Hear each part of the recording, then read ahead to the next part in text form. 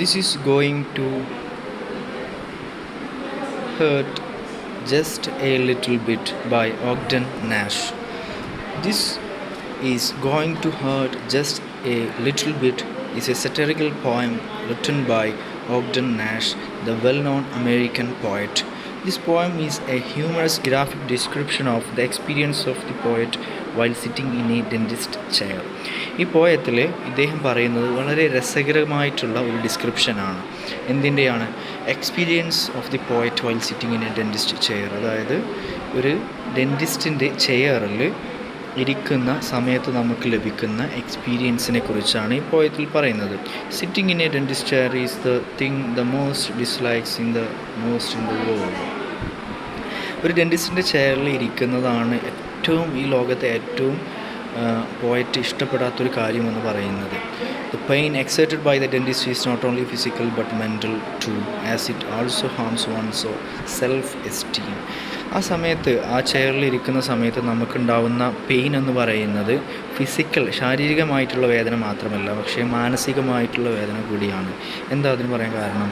It also harms one's self esteem. അതായത് ആ സമയത്ത് നമുക്ക് ഉണ്ടാവുന്ന വേദന എന്ന് പറയുന്നത് നമ്മുടെ അഭിമാനത്തിന് കൂടി ബാധിക്കുന്നതാണ്. അതായത് ഡെൻറ്റിസ്റ്റിൻ്റെ ചെയറിൽ പോയി ഇരിക്കുക, ഒരു ഡെൻറ്റിസ്റ്റിനെ കൺസൾട്ട് ചെയ്യുക എന്ന് പറഞ്ഞു കഴിഞ്ഞാൽ അത് നമ്മുടെ ഒരു നമ്മുടെ മോശമായിട്ടുള്ളൊരു വശം കാണിച്ചു തരുന്നതാണ്.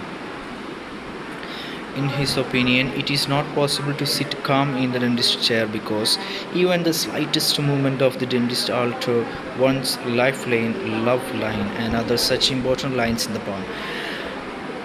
ആ സമയത്ത് ഡെൻറ്റിസ്റ്റിൻ്റെ മൂവ്മെൻറ്റ്, അതല്ലെങ്കിൽ ഡെൻറ്റിസ്റ്റ് നമ്മുടെ മൗത്തിൽ പല്ലിൽ വർക്ക് ചെയ്യുന്ന സമയത്ത് നമുക്കുണ്ടാവുന്ന വേദന എന്ന് പറഞ്ഞു കഴിഞ്ഞാൽ നമ്മുടെ കൈ ചുറ്റി പിടിക്കുന്ന സമയത്ത് നമ്മുടെ കയ്യിലുണ്ടാവുന്ന രേഖകൾക്ക് മാറ്റം സംഭവിക്കുന്നു. അതായത് അത്രയും ശക്തിയായിട്ടാണ് നമ്മുടെ കൈകളിലെ രേഖകൾ നമ്മൾ ചുരുട്ടി പിടിക്കുന്ന സമയത്തുണ്ടാവുന്ന മാറ്റങ്ങൾ. The poet compares the patient's mouth with the part of the road that is being worked on. അതേസമയം നമ്മുടെ പോയറ്റ് ഒരു ഡെൻറ്റിസ്റ്റിൻ്റെ മുന്നിലിരിക്കുന്ന ആളുടെ മൗത്ത് എന്ന് പറയുന്നത്, വായ എന്ന് പറയുന്നത് ഒരു വർക്ക് നടന്നുകൊണ്ടിരിക്കുന്ന റോഡ് പോലെയാണെന്നാണ് പറയുന്നത്. Almost all works takes place while mending the road like concreting, drilling, rolling, stone crushing, etc. അതായത് ആ സമയത്ത് റോഡിൽ എന്തൊക്കെ നടക്കുന്നുണ്ടോ, അത് കോൺക്രീറ്റിങ്ങും അതുപോലെ തന്നെ ഡ്രില്ലിങ്ങും റോളിങ്ങും ഒക്കെ നടക്കുന്നുണ്ടെങ്കിൽ അതുപോലെ തന്നെയാണ് ഒരാളുടെ ഡെൻറ്റിസ്റ്റിൻ്റെ മുന്നിലിരിക്കുന്ന ഒരാളുടെ മൗത്ത് എന്ന് പറയുന്നതും സെയിം തന്നെയാണ്. He also believes that our tooth is actually being demolished in the case of polishing. അതേസമയം നമ്മുടെ ഡെൻറ്റിസ്റ്റിൻ്റെ അടുത്ത് പോയിട്ട് നമ്മൾ പോളിഷ് ചെയ്യാൻ പറയുമ്പോൾ, അതായത് നമ്മൾ വിചാരിക്കും പോളിഷ് ചെയ്യുന്ന സമയത്ത് നമ്മുടെ പല്ലുകൾക്ക് കൂടുതൽ തിളക്കം കിട്ടുമെന്നൊക്കെ വിചാരിക്കുന്നുണ്ടാകും. പക്ഷേ എന്താണ്, ആക്ച്വലി അത് ഡിമോളിഷിംഗ് ആണ്, നശിപ്പിക്കലാണ്. അതായത്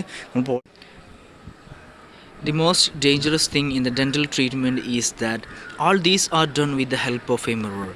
ഈ ഡെൻറ്റിസ്റ്റിൻ്റെ മുന്നിൽ പോയി ഇരിക്കുന്ന സമയത്ത് ഏറ്റവും ഡേഞ്ചറസ് ആയിട്ടുള്ളൊരു കാര്യം എന്ന് പറയുന്നത് ഈ വർക്കുകളെല്ലാം ചെയ്യുന്നത്, അതായത് ഒരു റോട്ടിൽ വർക്ക് നടക്കുന്ന പോലെയാണ് നമ്മുടെ മൗത്തിൽ ഡെൻറ്റിസ്റ്റ് വർക്ക് ചെയ്യുന്നത്. ഈ വർക്കുകളൊക്കെ ചെയ്യുന്നത് എന്താണ്? നമ്മുടെ കയ്യിൽ ഒരു മിറർ തന്നിട്ട് അതിലേക്ക് നമുക്ക് നോക്കാനുള്ള സൗകര്യം തന്നുകൊണ്ടാണ് ഈ ഡെൻറ്റിസ്റ്റ് ഈ വർക്കുകളൊക്കെ ചെയ്യുന്നത്.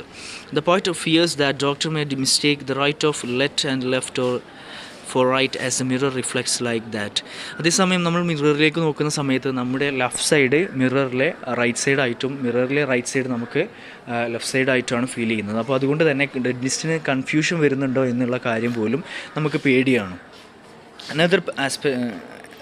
Another pathetic aspect of dental treatment is that the patients are compelled to visit the dentist persistently for regular checkup. അതേപോലെ തന്നെ മറ്റൊരു കാര്യം, വളരെ മോശകരമായ ഒരു കാര്യം എന്ന് പറഞ്ഞു കഴിഞ്ഞാൽ, ഒരു സമയം നമ്മൾ ഡെൻറ്റിസ്റ്റിൻ്റെ അടുത്ത് പോയി കഴിഞ്ഞാൽ പിന്നീട് ഒരു റെഗുലർ ഇൻ്റർവെൽ വെച്ചിട്ട്, അതായത് കുറച്ച് ദിവസത്തിന് ശേഷം വീണ്ടും വരാൻ വേണ്ടിയിട്ട് ഡെൻറ്റിസ്റ്റ് ആവശ്യപ്പെടുന്നു. അതായത് ഒരു സമയം പോയി കഴിഞ്ഞാൽ നമ്മുടെ അസുഖം അതല്ലെങ്കിൽ നമ്മുടെ പ്രോബ്ലം തീരുന്നില്ല എന്നുള്ളത് വേണം നമ്മൾ മനസ്സിലാക്കാൻ വേണ്ടിയിട്ട്. Poet also compares the dentist with a female bear, Ursa, for his ability in holding the victim forcefully. Nobody can escape from the fatal clutches of the dentist once get into it. Poet also compares the dentist with a female bear, Ursa. This സമയം poet നമ്മുടെ ഡെൻറ്റിസ്റ്റിനെ treat ചെയ്യുന്ന ഡെൻറ്റിസ്റ്റിനെ ഒരു female ബിയറായിട്ട് ഒരു സ്ത്രീ ഒരു female കരടിയോടാണ് compare ചെയ്യുന്നത്. അതിന് പറയുന്ന പേരാണ് ഏഴ്സ എന്ന് പറയുന്നത്. കാരണം എന്താണ്, ഒരു കരടി എങ്ങനെയാണ് ഒരു ഇരയെ പിടിച്ചിരുത്തുന്നത്, അതുപോലെ തന്നെ അതിൻ്റെ മുഖവും ഇതൊക്കെ വലിച്ചു കീറുന്നത്, അതുപോലെയാണ് ഒരു ഡെൻറ്റിസ്റ്റ് നമ്മളോട് ബിഹേവ് ചെയ്യുന്നത് എന്നുള്ളത് സാറ്ററിക്കലായിട്ട് കളിയാക്കിക്കൊണ്ട് നമ്മളോട് എക്സ്പ്ലെയിൻ ചെയ്യുന്നു. Nobody can escape from the fatal clutches of a dentist once get into it. ഒരു സമയം ഡെൻറ്റിസ്റ്റിൻ്റെ പിടിയിൽ അകപ്പെട്ട് കഴിഞ്ഞാൽ, ഒരു കരടിയുടെ കയ്യിൽ എങ്ങനെയാണോ അകപ്പെടുന്നത് അതുപോലെയാണ് നമ്മുടെ ഡെൻറ്റിസ്റ്റിൻ്റെ കയ്യിൽ അകപ്പെട്ട് കഴിഞ്ഞാൽ സംഭവിക്കുന്നത്. പിന്നീട് ഒരിക്കലും നമുക്ക് രക്ഷപ്പെടാൻ പറ്റില്ല. The poem is noted for its simple and lucid style and language. The end rhyming and words pun like hop hop and gives the poem a special charm and beauty. ഈ പോയം എന്ന് പറയുന്നത് വളരെ ലൂസായിട്ടുള്ള സ്റ്റൈലാണ്. അതായത് സിമ്പിളായിട്ടുള്ളൊരു കാര്യമാണ് explain ചെയ്യുന്നത്, പക്ഷേ അത് ലൂസ്ഡായിട്ടാണ്, ഫ്രീ ആയിട്ടാണ് എക്സ്പ്ലെയിൻ ചെയ്യുന്നത്. End rhyming and the words pun like. Pun എന്ന് പറയുന്നത് വേർഡ് പ്ലേ ആണ്, അതായത് വാക്കുകൾ ഉപയോഗിച്ചുകൊണ്ടുള്ള ഒരു ഗെയിമാണ്. അത്തരത്തിലുള്ള വേർഡ്സ് യൂസ് ചെയ്യുന്നുണ്ട്. അതായത് ഹോപ്പൺ എന്നൊക്കെ കണ്ടിന്യൂസ് ആയിട്ട് യൂസ് ചെയ്യുന്നതിലൂടെ പോയത്തിന് കൂടുതൽ അട്രാക്ഷൻ കിട്ടുന്നുണ്ട് എന്നാണ്, അതിന് കൂടുതൽ ബ്യൂട്ടി കിട്ടുന്നതെന്നാണ് ഇവിടെ പറയുന്നത്.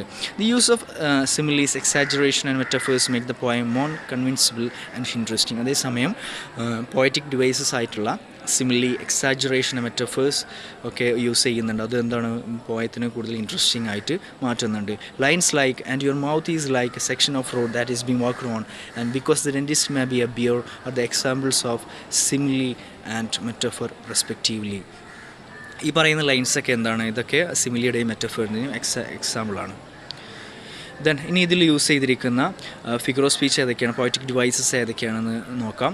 ഫസ്റ്റ് വൺ എക്സാജറേഷൻ ആണ്. എക്സാജറേഷൻ എന്ന് പറഞ്ഞു കഴിഞ്ഞാൽ ഒരു സിറ്റുവേഷൻ നമ്മൾ എന്താ പറയുക, എക്സാജറേറ്റ് ചെയ്തോ, അത്രയും യഥാർത്ഥത്തിൽ അതിന് അത്രയും ഇൻറ്റൻസിറ്റി ഇല്ല എങ്കിലും അത് കൂടുതലായിട്ട് പറയുന്നു. ഇതിൽ പറയുന്നുണ്ട് and your mouth is like a section of road that is being worked on. നമ്മുടെ മൗത്ത്, ഒരു ഡെൻറ്റിസ്റ്റ് വർക്ക് ചെയ്യുന്നത്, ഒരു ഡെൻറ്റിസ്റ്റ് നമ്മൾ ട്രീറ്റ് ചെയ്യുന്ന സമയത്ത് അദ്ദേഹം വർക്ക് ചെയ്യുന്നതിനെ എന്തിനോടാണ് കമ്പയർ ചെയ്തിട്ടുള്ളത്, ഒരു വർക്ക് നടക്കുന്ന റോഡിനോടാണ് കമ്പയർ ചെയ്തിട്ടുള്ളത്. അത്രയും എക്സാജറേറ്റ് ചെയ്ത്, അതായത് യഥാർത്ഥത്തിൽ അത്രയും ഒന്നും ഇൻറ്റൻസിറ്റി വരുന്നില്ല, പക്ഷേ അതിൻ്റെ ഇൻറ്റൻസിറ്റിയൊക്കെ കൊടുത്ത് കൂടുതലാക്കിയിട്ടാണ്, എക്സാജറേറ്റ് ചെയ്തിട്ടാണ് ഇവിടെ കൊടുത്തിട്ടുള്ളത്. Then metaphor, because the dentist may be a bear എന്ന് പറയുന്നത് എന്താണ്, മെറ്റഫറാണ്. Simile and your mouth is like a section of road എന്ന് പറയുന്നിടത്ത് ലൈക്ക് എന്ന് യൂസ് ചെയ്യുന്നത് കൊണ്ട് അവിടെ സിമിലിയും യൂസ് ചെയ്യുന്നുണ്ട്. സോ അവിടെ ആ ഒറ്റ ലൈനിൽ യൂസ് ചെയ്തിരിക്കുന്ന ഫിഗർ ഓഫ് സ്പീച്ച് എന്ന് പറയുന്നത് എക്സാജറേഷൻ യൂസ് ചെയ്തിട്ടുണ്ട്, അതേസമയം സിമിലിയും യൂസ് ചെയ്തിട്ടുണ്ട്. ഇത്രയുമാണ് ഈ പോയത്തിലെ ഇമ്പോർട്ടൻറ്റ് ഭാഗങ്ങൾ എന്ന് പറയുന്നത്.